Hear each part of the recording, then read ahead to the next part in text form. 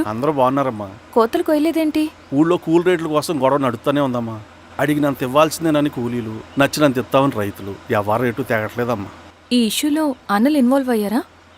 వాళ్ళు వెనక లేకుంటే ఈ కూలి చేసుకునే వాళ్ళకి ఎక్కడి నుంచి వచ్చినాయి అమ్మా ఎన్ని గుండ్లు? ఇచ్చింది పుచ్చుకుంటమే తప్ప ఏనాడన్నా ఇంత కావాలని అడిగారు వీళ్ళు. పోనీలే, ఇన్నాళ్ళకైనా వాళ్ళకేం కావాలో నోరు తెరిచి అడగగలుగుతున్నారు. సంతోషమేగా.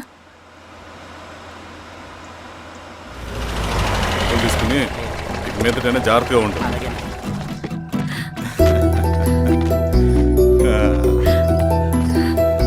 బాగున్నావమ్మా? బాగున్నానన్నయ్య, నువ్వెలా ఉన్నావు? బాగున్నాను. రా లోపలికి వెళ్దాం. రా కూర్చో. సో ప్రయాణం అంతా బాగానే జరిగింది కదా?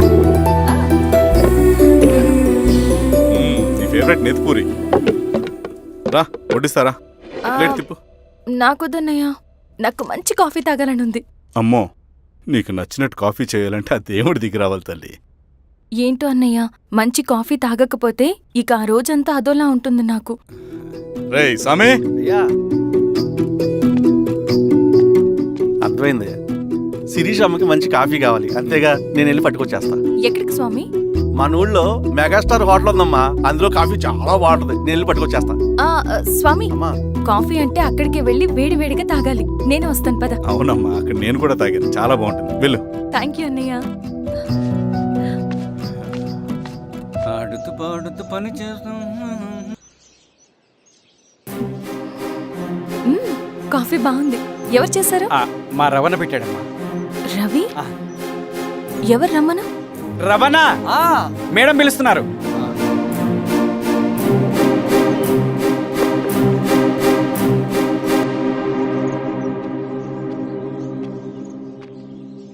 ఇతనే రవణ. శిరీష, మీరా? రవి, నువ్వేంటి ఇక్కడ? కాఫీ బాగుందా? చాలా. అది కాదు రవి, నువ్వు ఇక్కడ? ఈ హోటల్ మనోల్దే. మన ఫ్రెండ్స్ అందరు బాగున్నారా? చాలా బాగున్నారు. అవును, మీరేంటి ఇక్కడ? ఏమైంది అన్నా, అన్నా ఏమైందన్నా? అన్నా, లే అన్నా. స్వామి త్వరగా కారుదా. జాగ్రత్త అన్నా, త్వరగా పట్టిది అన్నా. అన్నా త్వరగా పోనీ.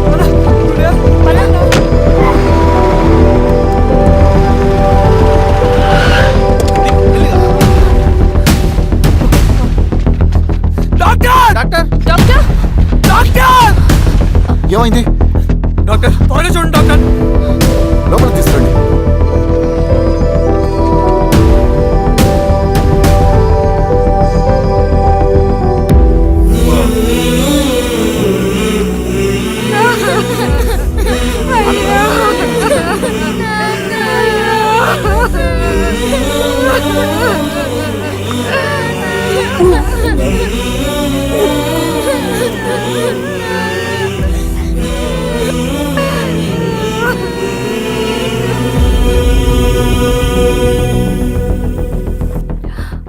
ఎలా ఉంది డాక్టర్? డాక్టర్ చనిపోయాడమ్మా.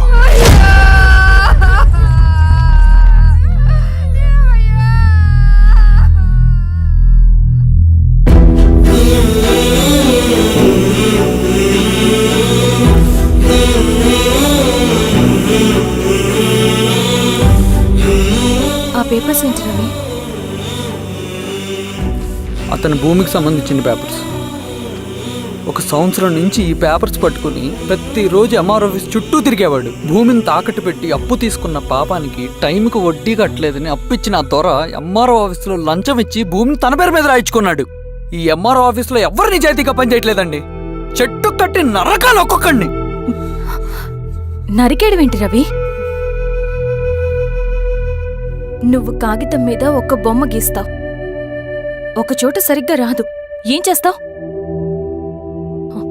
ఎరేజర్తో సరిచేస్తావా, లేకుంటే ఆ పేపర్ని చింపేస్తావా? మరి మనుషుల విషయంలో ఎందుకు రాదు ఆ ఆలోచన? తప్పు చేసిన ప్రతి ఒక్కరిని నరుక్కుంటూ పోతే చివరికి మిగిలేది మనుషులు కాదు, శవాలు.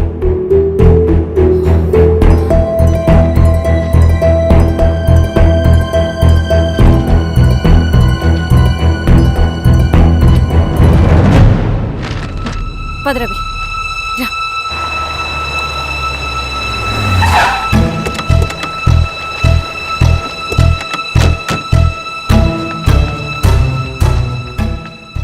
పానుకోటి నర్సయ్య ల్యాండ్ ఎవరు చూస్తున్నారు? మీరెవరు? ఇదిగోండి అప్లికేషన్. ఇది డిస్ప్యూట్ ల్యాండ్, ఎవడేం చేయలేడు. నీ నిర్లక్ష్యం, నీ లెక్కలేనితనం వల్ల ఒక నిండు ప్రాణం పోయింది. ఒక కుటుంబమే రోడ్డు మీద పడింది తెలుసా? ఏంటో మా గొడవ?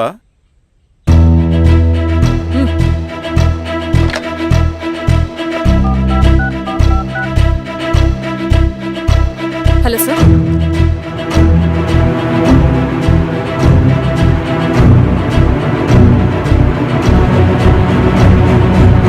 Okay sir. You are dismissed. Peon, నేను ఒక పేపర్ ఇస్తాను, అది కలెక్టర్ గారికి ఫ్యాక్స్ చేయి. అలాగే మేడం. ఎవరమ్మా మీరు? ఈ ఊరికి కొత్తగా వచ్చిన ఎంఆర్ఓ.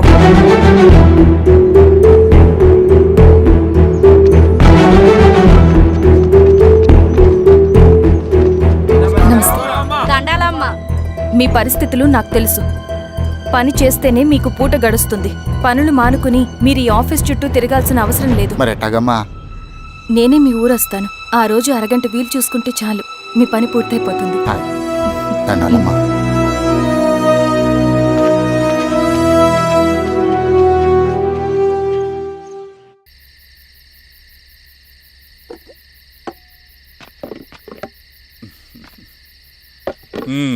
ఎంఆర్ఓ గారు, ఏంటి ఛార్జ్ తీసుకున్న మొదటి రోజే ఆఫీస్లో మీ పవర్ చూపించారట? అన్నయ్య, నువ్వు సస్పెండ్ చేసిన వ్యక్తి నా దగ్గరికి వచ్చాడమ్మా. పాపం కన్నీళ్లు పెట్టుకున్నాడు. అతడి వల్ల నష్టపోయిన ఒక వ్యక్తి నా కళ్ళ ముందే చనిపోయాడన్నయ్య. కన్నీళ్లు ఎన్నిసార్లు తుడుచుకున్నా పోతాయి, కానీ వీళ్ళ నిర్లక్ష్యంతో పేదవాళ్ల ప్రాణాలే పోతున్నాయి. అన్నయ్య, మా నూరి సమస్య పేదరికం కాదు, నక్సలిజం. నాలాంటి ప్రభుత్వ ఉద్యోగులు వాళ్ల డ్యూటీలు సక్రమంగా చేయకపోవడం వల్ల విసిగిపోయిన జనం అడవిలో వాళ్ల హెల్ప్ తీసుకుంటున్నారు. ఒక వ్యవస్థ ఇక్కడ సరిగ్గా పనిచేయనందుకే మరో వ్యవస్థ అక్కడ పుట్టింది. అందుకే నా పన్నం చేయనివ్వండి. స్నానం చేసి రండి, భోజనం చేద్దాం.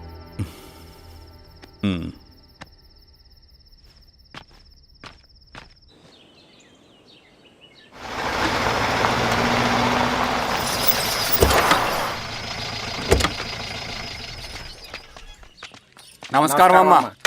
నమస్తే. ఇలా రండి. మీ ఊరు నుంచి కొందరు ఎంఆర్ఓ ఆఫీస్లో అప్లికేషన్స్ ఇచ్చారు.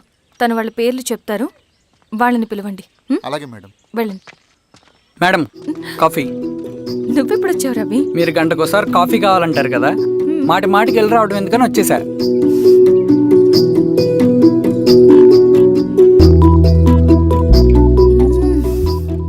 రవి, ఈ కాఫీ కోసమైనా నిన్ను పెళ్లి చేసుకోవచ్చు. అదేంటి అలా అనేసారు? That's a compliment. భలే వారండి బాబు. నమస్కారం. రండి రండి. ఎంఆర్ఓ శిరీషారెడ్డి గారు. శిరీష రెడ్డా? శిరీష అనే పిలవచ్చుగా. అమ్మమ్మ, పులికి పంచాలాగా సింహానికి చూలాగా అది మన ఐడెంటిటీ, అది అట్లాగే ఉండాలి. సరే బాబాయ్, నేను ఫ్రెష్ అయ్యేస్తాను, మీరు కానివ్వండి. అయినా ఈ కాలం చదువుకున్న ఆడపిల్లలతో మాట్లాడటం చాలా కష్టం. చుట్టుపక్కల శిరీష్ కొన్న ఇమేజ్ మనకి చాలా మంచి అయింది ఈశ్వరా. నేను అడగకముందే పార్టీ హైకమాండ్ సర్వే చేయించి నీకే ఫేవర్గా ఉండడం వల్ల టికెట్ ఇచ్చింది.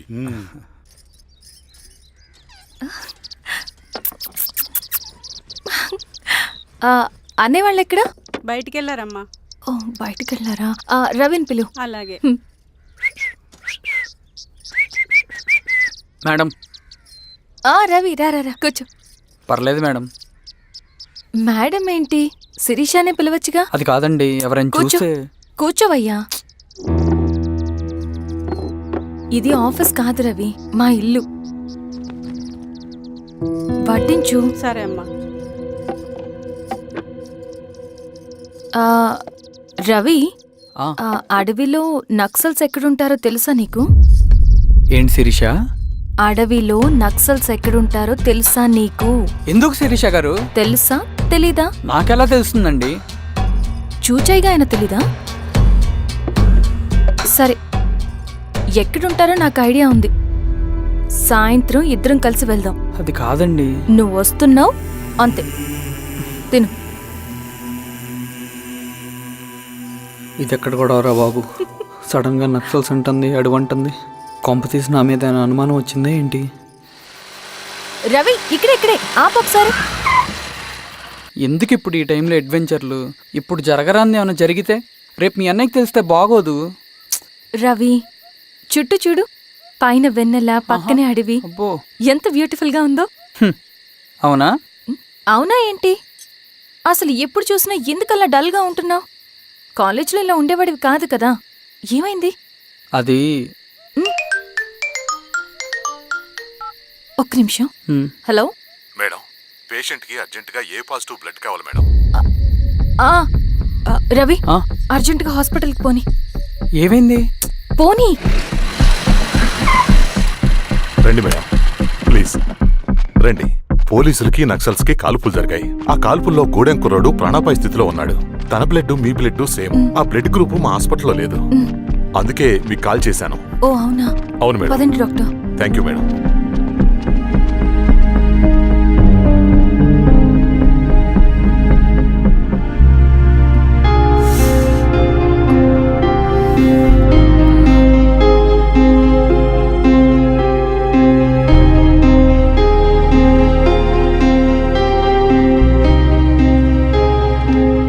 Thank you madam.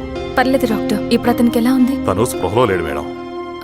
రవి, నీ దగ్గర మనీ ఉందా? ఉన్నాయి. ఇవ్వు. ఇది అతనికి అందించండి. ఓకే. జాగ్రత్తగా చూసుకోండి. అలాగే మేడం. అమ్మా, భోజనం తీసుకురమ్మంటారా? నాకేమొద్దు. భోంచేయకపోతే ఆరోగ్యం పాడవుతుంది శిరీష. నువ్వు వెళ్ళి తీసురా అమ్మా. సరే. రవి, నాకు ఒక మంచి కాఫీ చేసిస్తావా? తలనొప్పిగా ఉంది. చేసిస్తా కానీ తర్వాత నువ్వు భోంచేయాలి.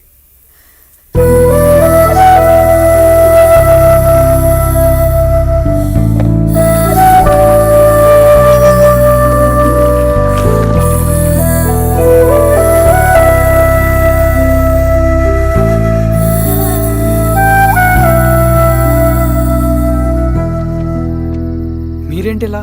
మంచినీళ్ళ కోసం వస్తున్నాను. ఓ, లోపలున్నాయి, పదండి.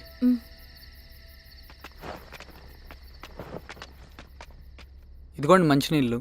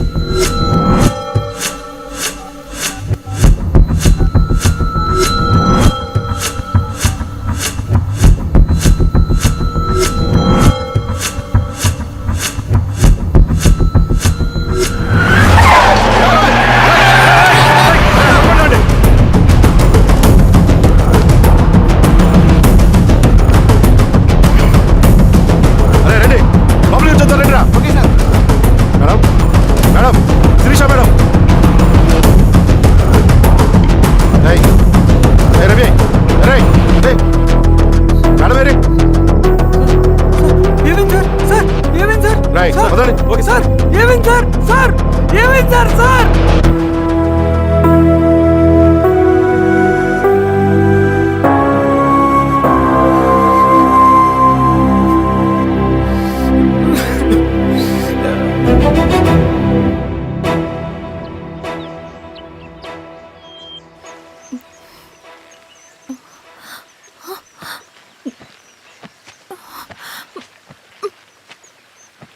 నమస్తే మారావు గారు. మా అడవిలో మర్యాదలు ఇలాగే ఉంటాయి. షాక్ అవ్వాల్సిన అవసరం లేదు. జెడ్పీటీసీ ఎలక్షన్ జరగటం మాకు ఇష్టం లేదు. అవి ఆగాలంటే 2 దారులున్నాయి. ఒకటి మీరు విత్డ్రా చేసుకోవాలి, లేదా మీరు చనిపోవాలి.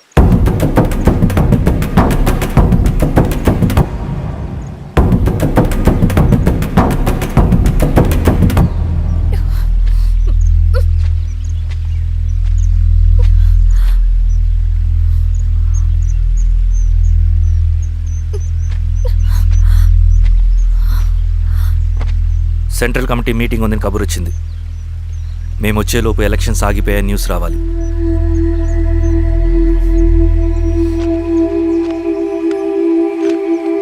ఇదిగో రవి.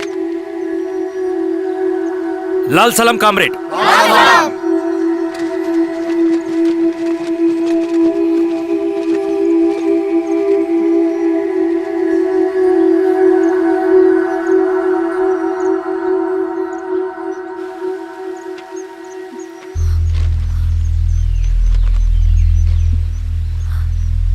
ప్రపంచంలో గొప్పవాళ్ళ చావులన్నీ నమ్మక ద్రోహంతోనే జరుగుతాయని నిరూపించావు రవి. అన్నయ్యని కూడా అచ్చం ఇలాగే చేస్తావు కదా? ఎందుకు రవి? ఏం జరిగింది? అన్నీ బాగుంటే దేశం తరపున బ్యాడ్మింటన్ ఆడేవాడిని.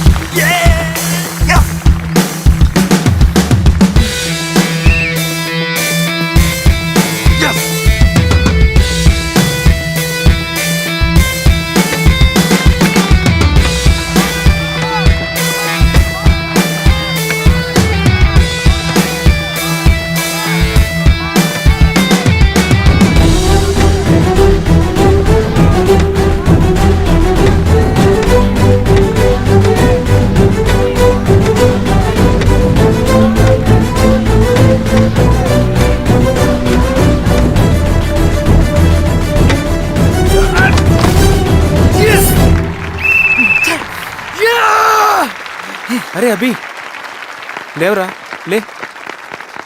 Congratulation. Thank you sir. Ravi, congratulations.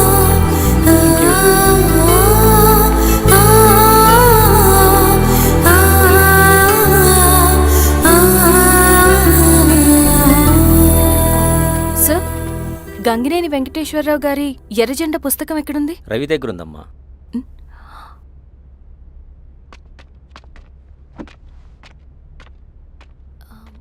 Ravi, మీకు ఈ బుక్స్ అంటే ఇష్టమా? అవును, నీకు కూడానా? నేను ఇప్పుడిప్పుడే చదువుతున్నా. సైలెన్స్. క్యాంటీన్కి వెళ్ళి మాట్లాడుకుందామా? ఓకే. అక్క కాఫీ. థ్యాంక్ యూ రచన. పర్లేదక్క. అయ్యో, కాఫీ అస్సలు బాగాలేదు. 1 minute ఇప్పుడే వస్తా. ఎక్కడికి? ఇక్కడికే వచ్చేస్తా. ఎక్కడికి? 1 minute అండి.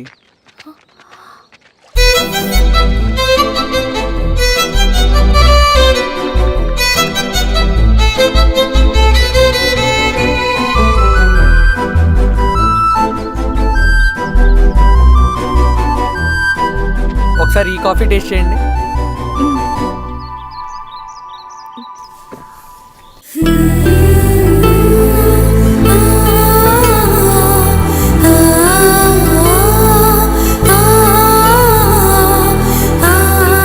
చాలా బాగుంది.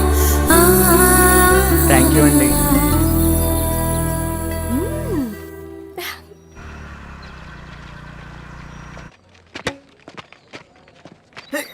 Wow sir.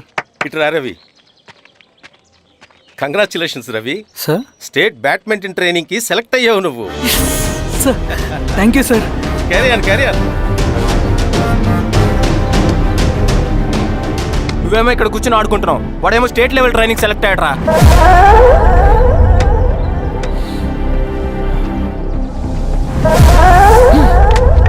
అరే మొత్తానికి నువ్వు అనుకున్నది సాధించావురా.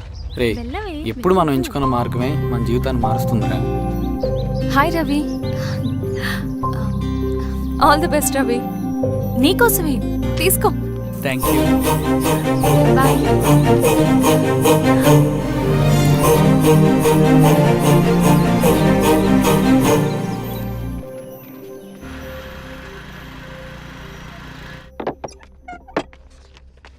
సార్ రమ్మన్నారంట. ఎందుకు ఇలా చేసావు రవి నువ్వు? ఏవేంటి సార్, నేనేం చేశాను? ఇదేమిటో చూడు.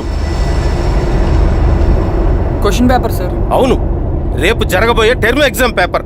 నువ్వు లీక్ చేసిన పేపర్. సార్ అసలు నువ్వు ఇలా చేస్తావనుకోలేదు. సార్ నేను క్వశ్చన్ పేపర్ లీక్ చేయట్లేండి సార్. నేను అంతా చదువుకుంటూ రూమ్ లోనే ఉన్నాను సార్. నన్ను నమ్మండి సార్. ఈ జెర్సీ నీదే కదా? సార్ అది నాదే, కానీ దీనికి నాకేం సంబంధం లేదు సార్. నన్ను నమ్మండి సార్. మల్లయ్య, సార్ నిన్న రాత్రి ఏం జరిగింది?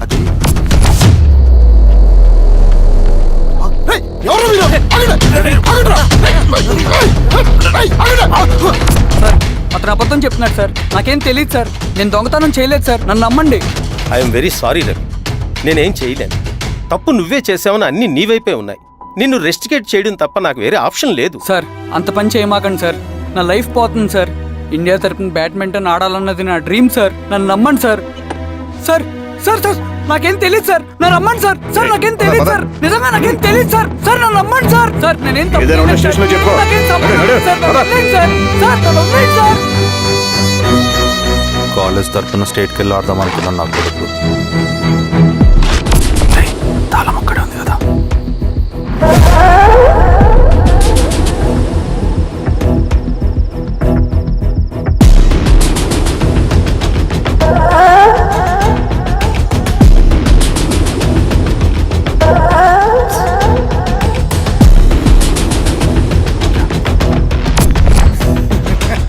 రేపు జైల్లో ఆడుకుంటారా బ్యాడ్మింటన్.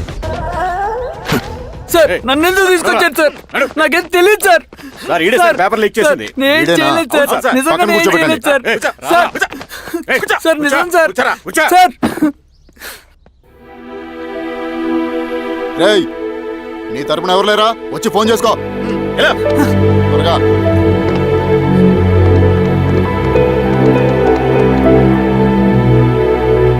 సార్ నేను రవీన్ సార్. రవి చెప్పు. సార్ నేను పోలీస్ స్టేషన్లో ఉన్నాను సార్. మీరు నాన్న అర్జెంట్గా రండి sir. Please sir. Police station ఏమైంది రవి? ముందు మీరు రండి సార్ ప్లీజ్. నేను చెప్తాను సార్. సరే సరే వస్తున్నా. వెళ్ళి కూర్చో. సార్ అయ్యా దండలయ్యా. రే రవి, నాన్న, ఏమైందిరా? నాకేం తెలియదు ఏయ్, నాన్న. నువ్వు ఆగు. నీ కొడుకు క్వశ్చన్ పేపర్స్ దొంగతనం చేసి దొరికిపోయాడు. ఎఫ్ఐఆర్ రాసి కేసు పెడితే జైలు శిక్ష పడుతుంది. అలా కాకుండా కేసు క్లోజ్ చేయాలంటే 2 లక్షలు కావాలి. వెళ్ళి తీసుకొనిరా. అర్థమైందా? ఏదోన్నయ్యా. ఏయ్, నా సంగతి నీకు తెలుసు కదా. లోపలేస్తే 10 సంవత్సరాలు బయటికి రాడు. వెళ్ళి డబ్బులు కొట్టరా.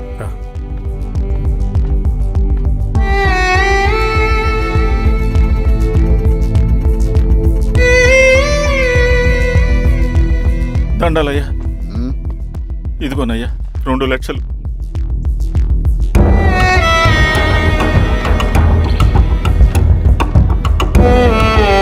రేయ్, ఆయన పంపించండి రా.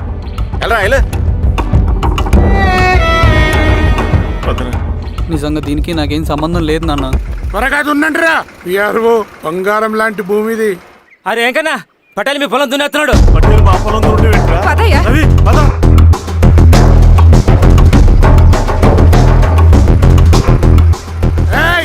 కానీ ఏంట్రా? అయ్యా పట్టేలయ్యా. మా పొలంలో మీరు దున్నుతున్నారండి. నా పొలంలో నేను దున్నకుంటే వాడు దున్నుతాడారా? అన్యాయం అయ్యా. ఏంద్రా అన్యాయము? పొలం అమ్మినావు కదా, కొనుక్కున్న పొలంలో దున్నుతుంటే అన్యాయం అంటారేంట్రా? విఆర్ఓ ఆ పేపర్ లే చూడరా, మంచిగా చూసుకుంటారా. పొలం అమ్మేవా నాన్న? అమ్మలేదురా, తాకట్టు పెట్టా. ఏయ్ తాకట్టు కాదురా, నువ్వమ్మావు, నేను కొన్నాను. నేను అమ్మలేదయ్యా. వీడు నా దగ్గర 2 లక్షలు తీసుకొని ఈ పొలం అమ్మాడు. 2 లక్షలా? ఎందుకో? మీ వాడు చేసిన నిర్వాకం వల్ల చదువుకోరా అని కాలేజీకి పంపితే ఆడుతూ పాడుతూ ఎగ్జామ్ ఫెయిల్ అవుతాడని తెలిసి ఆ పేపర్ లీక్ చేశాడు వీడు. ఏంటయ్యా ఇది? పోలీస్ కేసు అవుతుందని తెలిసి వీడు నా దగ్గరకు వచ్చి 2 లక్షలు తీసుకుపోయి వాడిని బయటికి ఇరిపించిండు. ఏం రా, అంతేనా కదా? ఏం తమాషా చూస్తుండ్రా? పని చేసుకోకండి. ఏయ్, దొంగ పేపర్ చాలా కొడతా. పదండ్రా.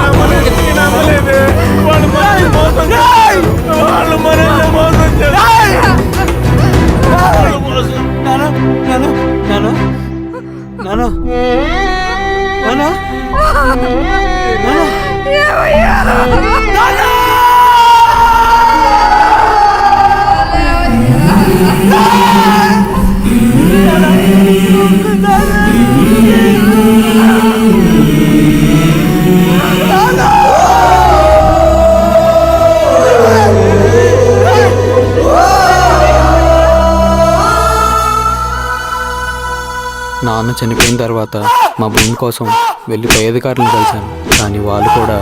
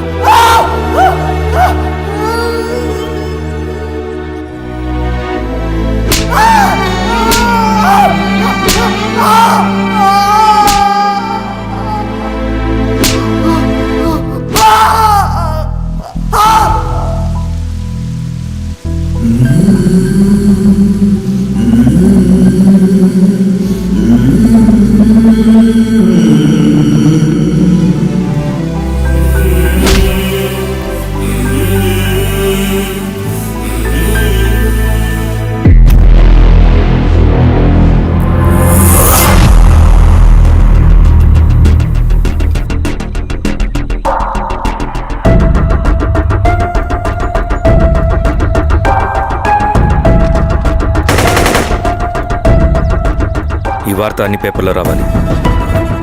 ఈ లెటర్ బాధితుడికి అందించండి. లాల్ సలాం. లాల్ సలాం.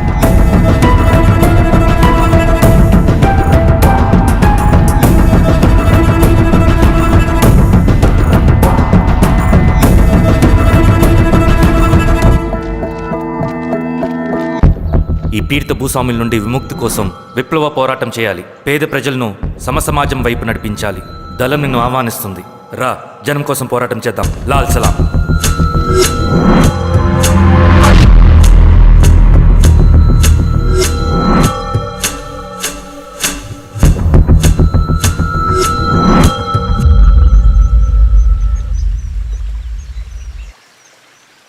నాకు పట్టిన గతి ఇంకెవ్వరికీ పట్టకూడదని ఉద్యమంలోకి వచ్చాను. ఇన్ఫార్మర్గా చేరాను. దానికోసం ఎంతమందినైనా చంపుతాం, చేస్తాం. కానీ మేము అనుకున్న సమాజం తీసుకొస్తాం. కమ్యూనిస్ట్ రాజ్యాన్ని స్థాపిస్తాం. సమాజమా అంటే? రష్యాలో, చైనాలో, వియత్నంలో మా కమ్యూనిస్టులు విప్లవం ద్వారా సాధించిన ఆదర్శ సమాజం. Lenin, Stalin, Mao, Che Guevara, Fidel Castro సృష్టించిన కులాలు, మతాలు, వర్గాలు, వర్ణాలు లేని ఒక సామ్యవాద స్వర్గం. అదే మేము కలలుగనేది. దానికోసమే మేము పోరాడేది. నాకు తెలిసి నాజీ పార్టీలో గోబెల్స్ తర్వాత అంత ప్రొపగాండా మీ కమ్యూనిస్టులు తప్ప ఈ ప్రపంచంలో ఎవ్వరూ చేసుండరు. ఉక్కు మనిషి స్టాలిన్, మానవీయుడు మావో, ఎర్ర జెండా వెలుగు ఇలాంటి కమ్యూనిస్టు పుస్తకాలు చదివితే ప్రపంచవ్యాప్తంగా కమ్యూనిస్టులు సాగించిన మారణ హోమాల గురించి నీకు తెలీదు రవి. స్టాలిన్ మొత్తం ఎంతమందిని చంపాడో తెలుసా? 2 కోట్ల మందిని. మనుషుల్ని చంపడంలో హిట్లర్నే మించిపోయాడు. చాలా మందిని సైబీరియన్ లేబర్ క్యాంపులకు పంపి దారుణంగా హింసించి మరీ చంపేశాడు. 2వ ప్రపంచ యుద్ధంలో బెర్లిన్ని ఆక్రమించిన రష్యన్ సైనికులు 8 ఏళ్ల నుండి 80 ఏళ్ల వయసులో కంటికి కనపడిన ఏ స్త్రీని వదలకుండా సామూహిక మానభంగం చేశారు. అది కూడా మీ కమ్యూనిస్ట్ దేవుడు స్టాలిన్ హయాంలోనే జరిగింది. ఇక మీ మావోయిస్టుల భగవంతుడు China chairman Mao Zedong great leap forwarded cultural రెవల్యూషన్ల పేరుతో 14 నుంచి 20 మిలియన్ల ప్రాణాలని పొట్టను పెట్టుకున్న మహానుభావుడు. ఇది మీ కమ్యూనిస్ట్ దేవుళ్ళు రాసిన రక్త చరిత్ర. ఆ దేశాలలో పేపర్లు ఉండవు, టీవీలు ఉండవు, స్వతంత్రమే ఉండదు. 1962లో చైనా మన దేశం మీదకి దాడి చేసి భూభాగాన్ని ఆక్రమించినప్పుడు ఒక్కరు కూడా నోరు మెదపలేదు.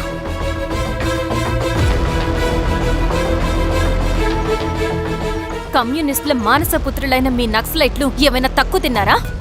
పశ్చిమ బెంగాల్లోని నక్సల్బరి అనే గ్రామంలో 1965లో జోతేదార్ల దౌర్జన్యానికి వ్యతిరేకంగా పుట్టిందే మీ ఉద్యమం. A for arms, B for Bengal, C for Charu Majumdar. చారు మజుందార్ చెప్పిన స్టేట్మెంట్ గుర్తుందా? వర్గశత్రువుని ఖతం చేసి వాడి నెత్తుట్లో చేతులు ముంచని వాడు విప్లవకారుడు ఎలా అవుతాడు? అక్కడి నుంచి మొదలైంది మీ నక్సల్స్ హింసాకాండ. 1965 నుంచి ఇప్పటిదాకా 1,00,000 మందిని ఉద్యమం పేరుతో చంపేశారు. కేఎస్ వ్యాస్, పరదేశీ నాయుడు, ఉమేష్ చంద్ర, శ్రీపాదరావు, దుగ్గిరాల వెంకట్రావు, హైగ్రీవాచారి, బుడ్డా వెంగల్ రెడ్డి, ఇలా చెప్పుకుంటూ పోతే ఎంతో మంది మీ చేతుల్లో చంపబడ్డారు. ఇంతమందిని చంపి ఏం సాధించారు మీరు? కంపెనీలు తెచ్చారా? ఉద్యోగాలు ఇప్పించారా? ఇళ్లు కట్టారా? హాస్పిటల్స్ పెట్టారా? ఏం చేశారు మీరు? You did nothing. కడితే డెవలప్మెంట్, కూల్చితే విధ్వంసం. విధ్వంసం చేశారు కానీ డెవలప్మెంట్ ఏం చేశారు మీరు? అంటే ఇన్నేళ్ల ఉద్యమంలో మేం మంచి చేయలేదా? లేకే, ఖచ్చితంగా చేశారు. తెలంగాణ సాయుధ పోరాటం, శ్రీకాకుళం సాయుధ పోరాటం వాళ్ల చలవే. భూస్వాములు తగ్గి కూలీ రేట్లు పెరిగాయి అంటే అది మీ చలవే. నంబూద్రిపాద్, జ్యోతి బసు, సోమనాథ్ చటర్జీ, పుచ్చలపల్లి సుందరయ్య, తరిమెల నాగిరెడ్డి, చంద్ర రాజేశ్వరరావు, నల్లా నరసింహులు ఒక్కొక్కరు ఒక్కో లెజెండ్. కానీ వీళ్ళు ప్రజానాయకులు. తుపాకీ పట్టి అడవిల్లోకి వెళ్లలేదు. ఎలక్షన్స్ లో గెలిచి ప్రజా సమస్యల్ని పరిష్కరించారు. కానీ మీరేంటి ఎలక్షన్స్ వద్దు అంటున్నారు? ఒక తుపాకీతో మనిషి ప్రాణాలు తీసే బదులు ఒక పెన్నుతో 10 మంది ప్రాణాలు కాపాడొచ్చు. మీలాంటి వాళ్ళు ఉండాల్సింది ఎర్ర జెండా నీడలో కాదు, దేశ జెండా నీడలో. చంపుకుంటూ పోతే ఒకరోజు మనకిష్టమైన వాళ్ళని కూడా చంపుకోవాల్సి వస్తుంది రవి. నా మాట విను. ఇవన్నీ వదులుకుని నాతో రా.